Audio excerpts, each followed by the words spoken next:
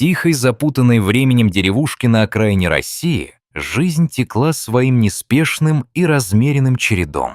Деревня была маленькой, но полной жизни. На улицах слышались звуки смеха, разговоров и пения птиц. Дети бегали по траве, играя в прятки и футбольные матчи, в то время как взрослые занимались своими делами. Кто-то работал на поле, кто-то плел корзины, а кто-то просто сидел на лавочках и обсуждал последние новости. Но в 1970 году, когда весна медленно переходила в лето, в деревню пришла беда. Все дети, от младенцев до подростков, исчезли. Горячие летние дни превратились в ночные кошмары для их родителей, которые с безумной паникой искали своих малышей. Они исследовали каждый уголок своей деревни, начиная с лавок и заканчивая глубокой речкой. Но ни следа, ни звука. Вскоре поползли слухи о лесу, который окружал деревню с одной стороны. Этот поддревний лес, по слухам, был проклятым местом, насыщенным тайнами и силами, о которых старшие поколения предпочитали молчать. Местные жители судачили, что те, кто осмеливался войти в лес, никогда не возвращались. В поисках своих детей родители обратились к уму, к всеведущему священнику, который знал все предания их края. Он посоветовал не трогать лес и оставаться вдали от него, предупреждая о свете, который повергнет их в одержимость. Но отчаяние захватило сердца, и они решили игнорировать его советы. Смятение и страх охватывали сердца родителей, пока однажды на опушке леса не появился бледный мальчик. Это был Богдан, известный всем в деревне. Он был одним из самых активных и дружелюбных детей, всегда участвовал в играх и веселье. Однако теперь его образ был искажен. В руках он держал куклу, которая, казалось, была сделана из древесины и трав. Его лицо было истощено, побледнело, а взгляд был пустым, будто душа мальчика была унесена в лес. Он не произнес ни слова, а его поведение пугало местных жителей. Казалось, что что-то темное изменило его.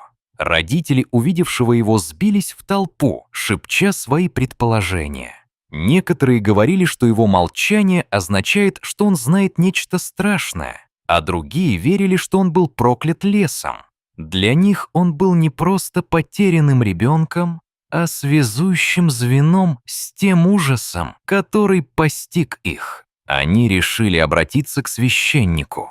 После изучения куклы он заявил, что она связана с легендой о лесном духе, о существе, похищающем детей, и замена их на нечто иное. С каждым днем в деревне происходили странные события, которые усиливали атмосферу страха и отчаяния.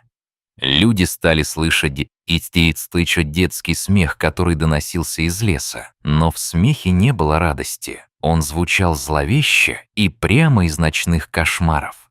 Некоторые из жителей утверждали, что видели тени и лица пропавших детей, мелькающих между деревьями, которые выглядели так, словно играли в прятки с теми, кто их искал.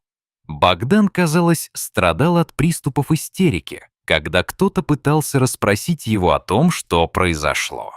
Он закрывал уши, словно пытался бегством от себя. В его глазах проскальзывал страх, но никто не мог понять, что именно напугало его. Отношение к нему изменилось, дети не хотели играть с ним, а взрослые избегали, как будто он стал носителем беды. В один из ночных походов в лес охотник по имени Игорь вернулся с ужасным рассказом о том, что он увидел. Его дыхание было тяжелым, а глаза расширены от ужаса, когда он начал свой рассказ. Он описал детей с пустыми глазами, которые двигались неестественно, словно марионетки, дергаемые невидимой силой.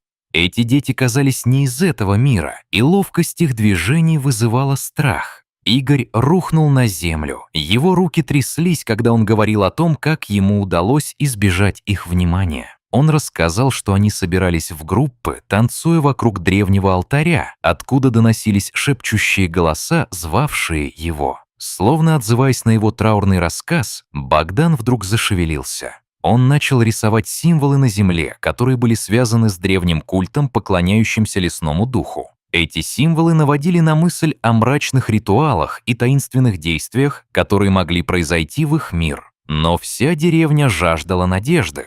Однажды, на утро после полнолуния, в деревню начали возвращаться дети.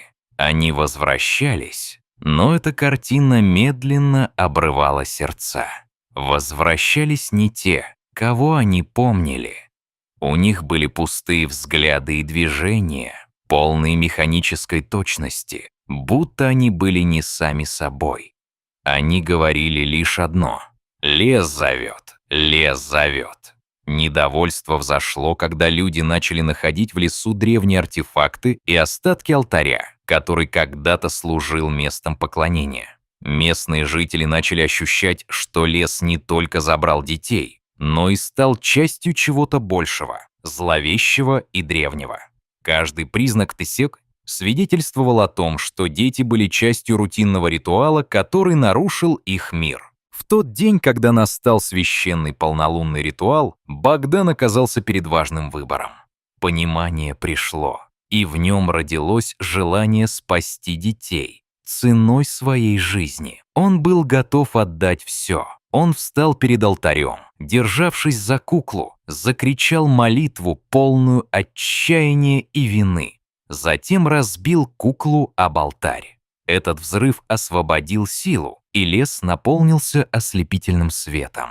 В этот миг дети освободились от воздействия леса, и в момент, когда они выглянули из пропасти, сам Богдан исчез из нашего мира. Желание жертвы стоило ему свободы. После случившегося жизнь в деревне вернулась в нормальное русло. Дети снова начали играть, а взрослые пытались не вспоминать о потерях. Но, несмотря на привычное течение событий, в хитросплетенных умах детей, оставшихся в живых, иногда возникали те ужасные видения леса. Родители оставались настороженными, и их страхи, что лес в любой момент может снова позвать их детей, не исчезали. С каждым ночью страх оживлял их страхи о лесном духе, ворвавшемся в их мир, и о том, что их любимые снова обречены стать частью лесной тьмы.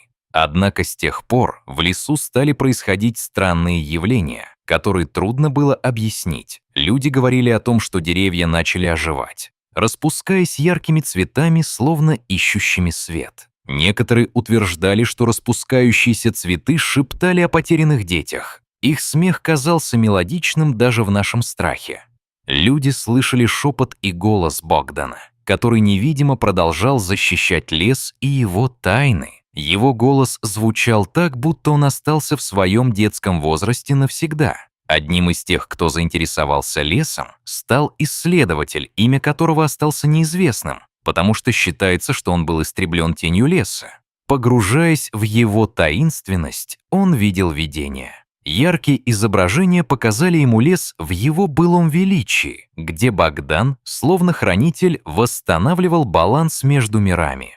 Каждый шаг исследователя становился болезненным осознанием, что лес был не проклятым местом, а священным, местом гармонии, где мертвые и живые переплетены в бесконечном круге жизни. Однажды старик деревни, чей опыт переживаний прошел через поколения, произнес удивительную историю о лесном проклятии. Он собрал дремлющую толпу и заговорил. Лес был порталом в другой мир, который жаждал детей, а Богдан был стражем, защищавшим наш мир от зла. Разбив ту куклу, он закрыл портал своей жизнью.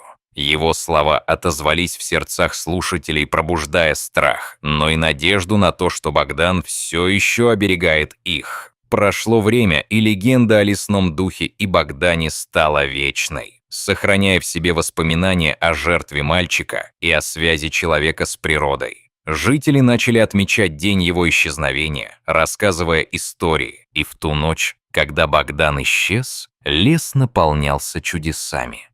Люди приходили, приносили цветы и оставляли игрушки, чтобы почтить память не только потерянных детей, но и Богдана. Каждый год в ту ночь, когда Богдан исчез, в лесу можно было услышать его нежный голос. При этом лес продолжал жить, полон тайн и воспоминаний, открывая двери для тех, кто готов разгадать его секреты. Лес стал символом защитника, вечного стража. Загадочный и мрачный, он перестал быть врагом. Местные жители наладили особую связь с лесом, научившись слушать его шепот и понимать его знаки. Дети, приходя сюда, не забыли урок, который дал им Богдан, понимая, что в каждом из них есть кусочек леса и его магия.